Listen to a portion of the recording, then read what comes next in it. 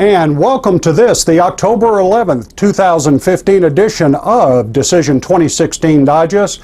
I'm your host, Scott Jones. This is where we give you the top political and policy and election headlines in 15 minutes or less. Abbreviated version this week, not much happened on the campaign trail except a new low in journalism where GQ magazine went after GOP candidate Ben Carson in a way that just breaks the mold of decent journalism. You know GQ magazine, that bastion think piece on political and policy analysis and what color pocket square to wear with what kind of tie.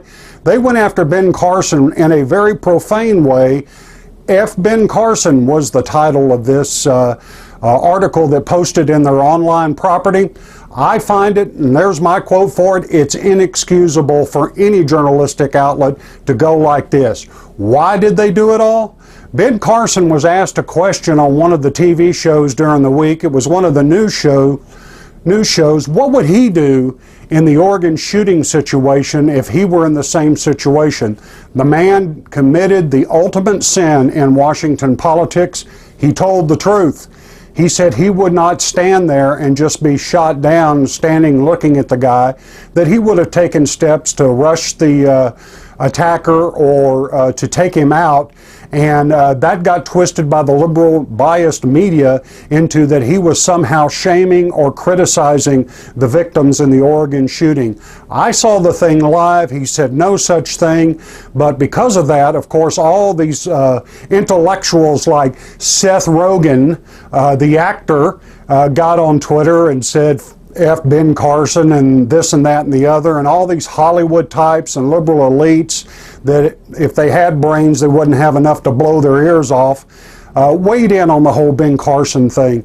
Now, if this had been a liberal candidate, if this had been Barack Obama, I guarantee you the liberal media would be screeching like harlots at a tent revival about racism and calling him stupid. Yes, this reporter who does nothing but does baking articles and this and that and the other and all this fluff stuff, called one of the most prolific neurosurgeons, pediatric neurosurgeons in the world, stupid. It is ridiculous. Well, I say FGQ, and that's all I'm going to say about it because they're not worth talking about, but it was despicable. Chris Christie this week continued to get a lot more airtime than he has. It looks like he's fighting to become relevant. He's disconnected from a lot of things in Washington and talking about what people in America want. I think that's a good strategy. His, I guess, media measure upped this week from the fact that he was on the airwaves a lot more and is really out there fighting, trying to quote unquote find his voice. Beyond that, I'm happy to report not much else happened on the GOP side. Let's move on to the Democrats. A new poll that just came out yesterday shows that Hillary Clinton's numbers nationally dropped another 10 points. Right now in national polls, she is at 41%, and I think it was Quinnipiac, it was one of the very reputable polling companies, came out, nonpartisan, said she dropped from 51 in the beginning of October to 41 today. They've got to be panicked over there, and in the middle of all of this, it was found out that another server company hired by the original host of her homebrew email scandal server, if you want to call it that, they found another backup of highly sensitive information at a second company that is now being probed by the FBI. It's just a mess. She brought it on herself, and it is clearly affecting her numbers in the polls. Joe Biden continues to kind of stay aloof about jumping in the race. I think hitting 40 was probably a trigger in his mind to jump in. The first debate of the Democrats, which is one of my bullets there, is this coming Tuesday. And I don't think that Joe Biden will be there, but I think after that he's got to make some decisions of whether he's in or out. On any given day, you can talk to Washington insiders that I know. Some say he's definitely in. Some say he hadn't made the decision. Anyway, and no matter what happens with Joe Biden, it's going to be bad news for Hillary Clinton. She just hasn't had a good week.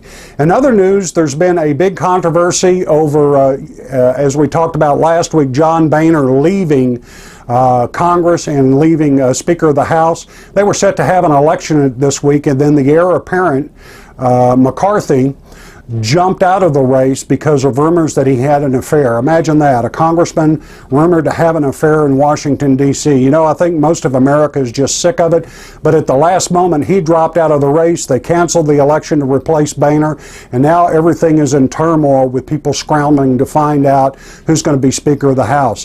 Why is that important to everyday Americans? The Speaker of the House decides what the Congress takes up and what kind of laws are passed. I would bet you if you went out on the street today, not 1 in 20 people would give a damn about who's going to be Speaker of the House, but it is important, so I'm telling you about it. In the wake of the Oregon shooting, the gun control demagogues came out. Barack Obama once again politicized the issue on the bodies of these folks. He came out and politicized it before all of them were pronounced dead. He went to Roseburg, Oregon this week.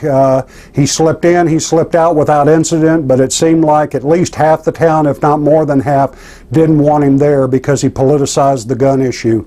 It's going to continue to be a topic of discussion. Hang on, folks. Pay attention. Elect representatives that want to protect the Second Amendment. On Pops Radio Monday, I am so excited. We are really lucky. I told you the first Democrat debate is on Tuesday. It is sponsored by CNN. On my show tomorrow at 10 a.m. on the 405 radio, link in the description down there, hit the 405media.com, and you can listen live. I will have State of the Union anchor and anchor of the lead, Jake Tapper from CNN, on my show tomorrow morning, and we're going to do a preview of the Democrat debate, so you're not going to want to miss it. Also, I told you last week about an exciting project I'm going to do, and I'm going to post a separate video talking about it, but I'm starting a new segment called Memos from Middle America. I'm tired of people who grew up and lived in the bubbles and concrete canyons of New York, Washington, and LA, telling us in Middle America how we're supposed to think and feel. I have recruited and successfully signed up a special correspondent. He is one of the most prolific and entertaining social media entertainers on the internet today. His name is Ryan Upchurch. His fans, over 1 million fans, affectionately call him Upchurch the Redneck. He's joining us as special correspondent for a segment we'll call Memos on Middle America. He'll bring his special brand of humor and insights to everyday life, to everyday issues that affect us all. So tomorrow on Pops Radio, Jake Tapper from CNN with a debate preview, and we launch our new segment with Ryan Upchurch the Redneck, Memos from Middle America. So I hope you'll join us. That's it, abbreviated version. I hope you'll give this video a big thumbs up and certainly subscribe to the channel. It lets me know you appreciate what we're doing here. Also, down in the description, I have a link to the 405media.com where you can listen to the radio show tomorrow. There's also a link to my show site, popsradioshow.com, and Upchurch's stuff is there. Also, a special link for our viewers and listeners from audible.com. If you like listening to books instead of reading them, you can get a special deal. Click the audibletrial.com/popsradio. In the description below, you'll get your first month free, and you'll get your first book download free of charge. That's it for this week. Check out my video on Upchurch. It'll be on the channel here in a little bit.